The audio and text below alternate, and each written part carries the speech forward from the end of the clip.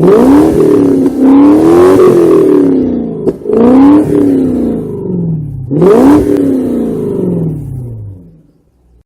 morning everybody, welcome to another episode of Car Addiction. Today I'm going to make a buying guide video for a Mercedes CLS 500. I'm going to start my video today in a different way. Usually I would show the car first, go with the options, what to do, what not to do, and then go for a drive. Today I'm driving it first. So first thing you need to know is the steering. There should be no play on the steering. The steering system is very precise, very aligned. So if you make a little bit of movement, the car should move.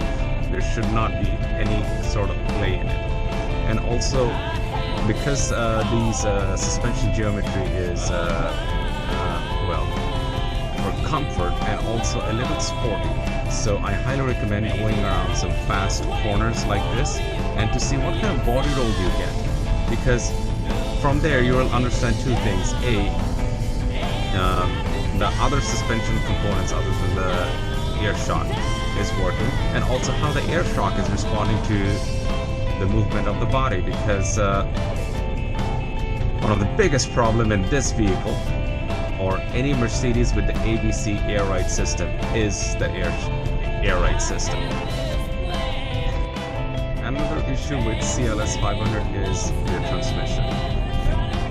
It's not an issue with CLS 500 only because it shares the same engine and transmission from a Mercedes S-Class. So it will have the same problem with the Mercedes S-Class too. When I make my S-Class buying guide video, I'll make sure I mention that. So what it is you have to go through all the gears. There should be no hesitation during shift. It should have a very smooth shift. And C, comfort mode. And in S, when you click on S to go to sports mode, all the shift should have bang, bang, bang. You know, there shouldn't be any delay. You have to keep an eye on the RPM meter right around here. During the shift, the RPM shouldn't go zoot. That means it's slipping. If that's the case, walk away. Tons of buttons and tons of options. I would highly recommend you spending quite a bit of time going through each and every button, making sure they work.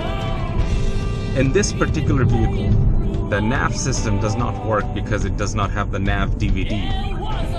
And the only way you can buy the nav DVD and guaranteed to work is through the dealership. And through the dealership, it's a $600 cost. It really doesn't make any sense. There are a couple of ways you can download online, but none of them are guaranteed to work. So which is still going to cost you about 150 to 200 bucks, but if it doesn't work, it's worth nothing. To know how to connect your phone to this navigation system. It's a hands-free system, and usually the dealers can only connect to your phone. Nobody else can. You need the DVD to be able to connect your phone with the navigation system or the hands-free system. Without the DVD, you won't be able to connect your phone.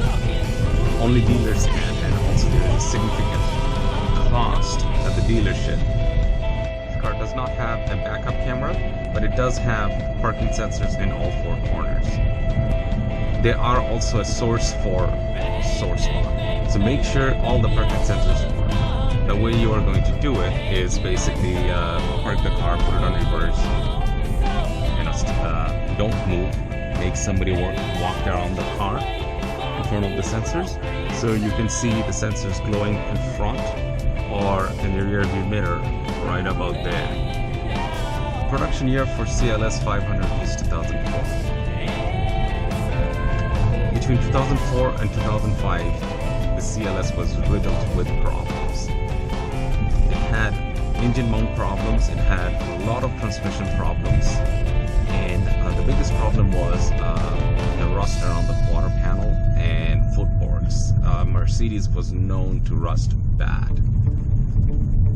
Basically, they didn't use galvanized steel into the quarter panel.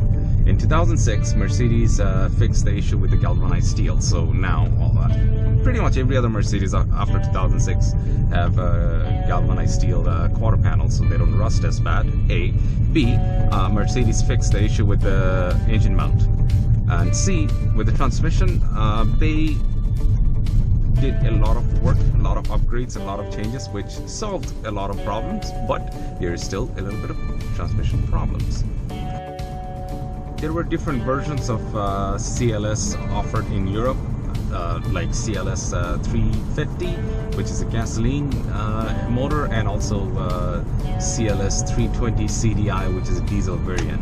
The good thing about those two variants were they came with a conventional coil spring instead of the air ride suspension. So the Mercedes C350 and C320 CDI came with a conventional coil spring, which are more, in my dictionary, which are more superior in terms of handling and durability.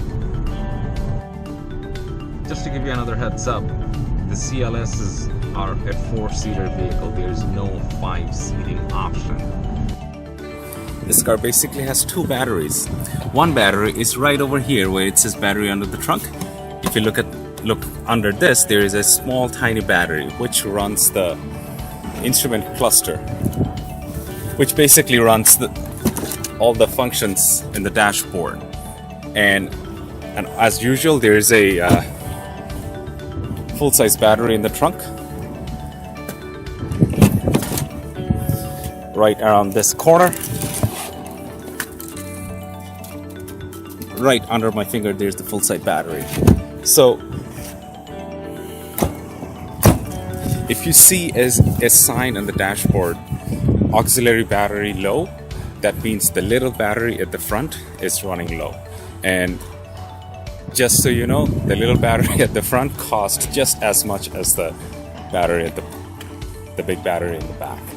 And another thing you need to keep an eye on is whenever you're doing your purchase inspection, make sure all these valve cover gaskets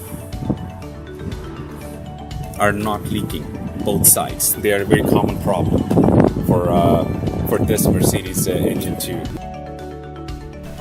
Recalls for the Mercedes CLS. In 2005, faulty wiring within the Sensotronic control unit could lead to braking issue.